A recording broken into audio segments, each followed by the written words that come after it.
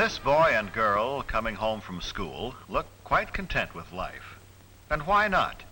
They're looking forward to an important date, dinner at home with the family. What's the matter? Doesn't that sound exciting to you? Well, to them it's a special occasion, as it has been ever since they sat down to dinner in high chairs. Why should they feel that way about something you take so completely for granted? Well, let's see if we can find out. First of all, daughter has changed from school clothes to something more festive. Dressing a little makes her feel and consequently look more charming. Even the table takes on a special air. Mother, too, changes from her daytime clothes. The women of this family seem to feel that they owe it to the men of the family to look relaxed, rested, and attractive at dinner time. Brother is spending an hour before dinner catching up on his homework. He has plans this evening. Perhaps that explains the telephone call. But he won't spend a lot of time on the phone either. When there are several members of the family to be considered, it is not a good idea for one member to monopolize the phone.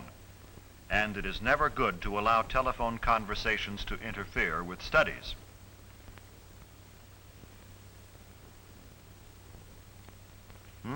Is it that late? Dad'll be here any minute. Better tell Mother she's needed in the kitchen. Brother notices the time and realizes that he must put things in order and clean himself up in time for dinner.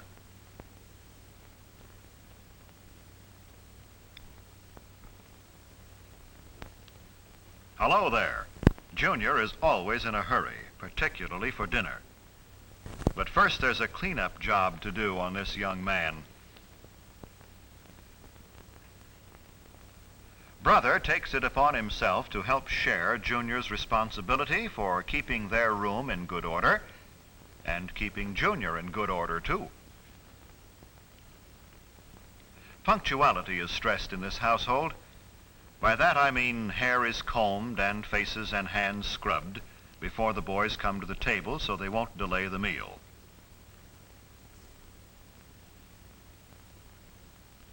Now, mother and daughter put the finishing touches on the dinner.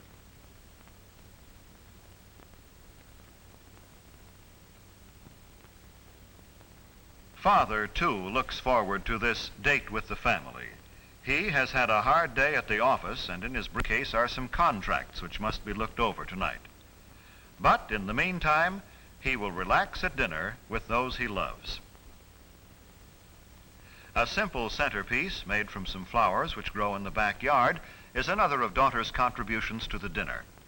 But it takes up a little too much room, so she moves it to the sideboard.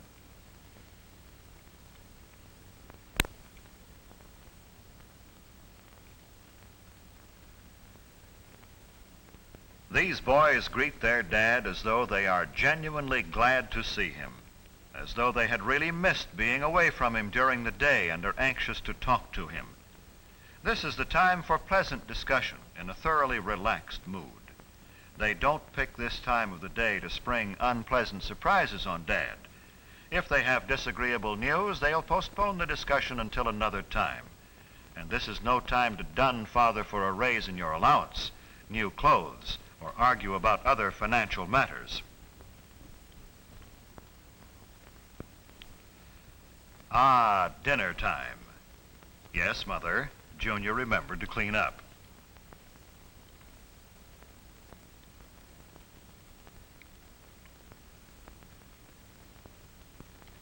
Brother seats Junior. Then helps Mother to her chair as he would his best girl.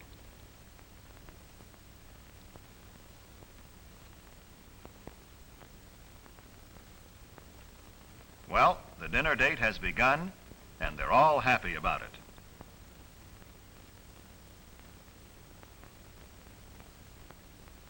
Many families throughout the country observe the custom of saying grace at mealtime.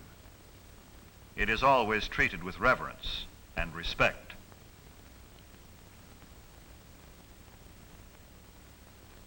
Napkins on the lap The family awaits service.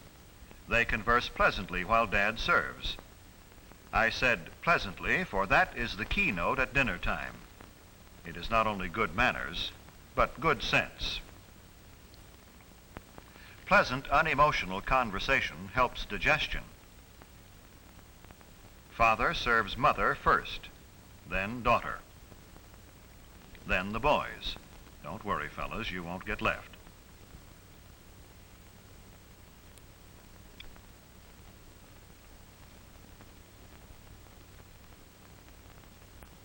Help cut your meat, Junior? Of course. By example, older children can teach younger ones good table manners.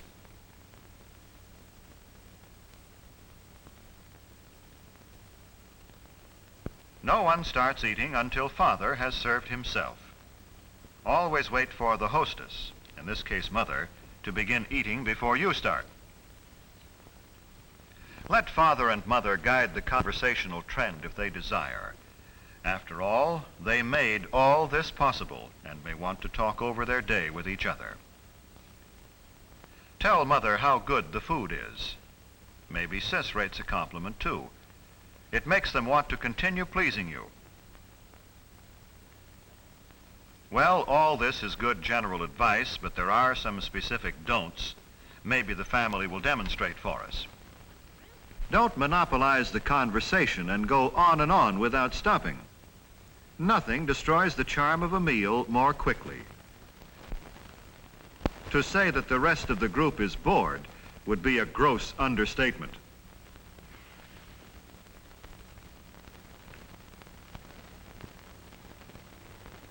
Don't discuss unpleasant topics such as gruesome sights or sounds, or unpleasant occurrences. This is a time of pleasure, of charm and relaxation, remember?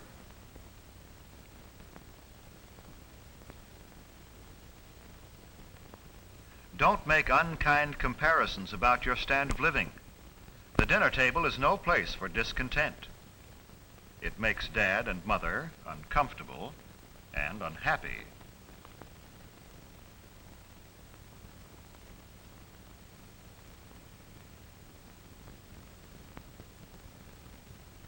Don't insult your brother or sister with offensive remarks about friends. Arguments, harsh words mean tension and distress for everyone.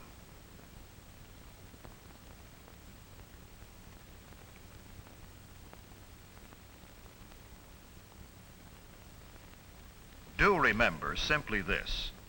Treat the other members of your family with the same respect and cordiality you would show your most treasured friend outside the family circle. This does not mean you should be stiff or formal. With your own family, you can relax. Be yourself. Just be sure it's your best self. This is better. Now things are on an even keel again. Now we're ready for dessert. Most families don't have maids, so Mother needs help with the serving from the kitchen. Son says Mother has done enough. Watch him play butler. The removal of dishes from the main course and the serving of dessert set the stage for the conclusion of a thoroughly pleasant meal.